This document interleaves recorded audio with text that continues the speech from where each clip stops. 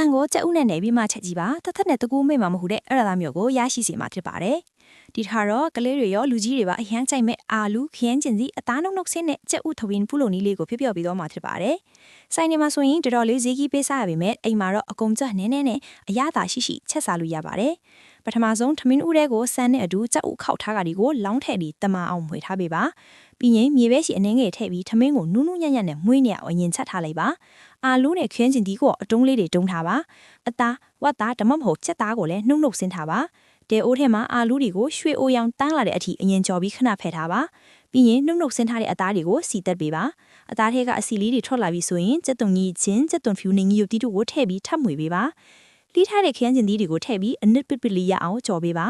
ကြော်ထားတဲ့အာလူတွေကိုပြန်ထည့်ပါပြီးရင်စားတဲငယ်မြားကြီးခရုစီနဲ့တကြားအနှဲငယ်ထည့်ပြီးအရသာသွင်းပါရေနှဲငယ်ထည့်ပြီး9မိနစ်ခန့်အမြည်အေးနဲ့တဲထားပေးပါအနစ်လေးတွေရပြီဆိုရင်တော့စောစောကချက်ထားတဲ့ကြက်ဥထမင်းဝါဝါလေးပေါ်ကိုဆန်းလိုက်ပါအပေါ်ကနေကြက်သွန်မြေလေးဖြူလိုက်ရင်အယောင်တဆွေးစုံလင်းပြီးအာဟာရလေးပြည့်ဝတဲ့ထမင်းတစ်နက်ကိုရရှိပါပြီဒီဟင်းလျာကထမင်းမြင်စေတာမို့လို့ထမင်းကို2ပငန်း3ပငန်းလောက်အထိတောင်းစားကြမှာအသေးချပါပဲဒီလိုချက်ကျွေးရင်ယောက်ျားနဲ့ကလေးတွေကထမင်းထပ်တောင်းလို့အမေချက်ရတာမောသွားပါလိမ့်မယ်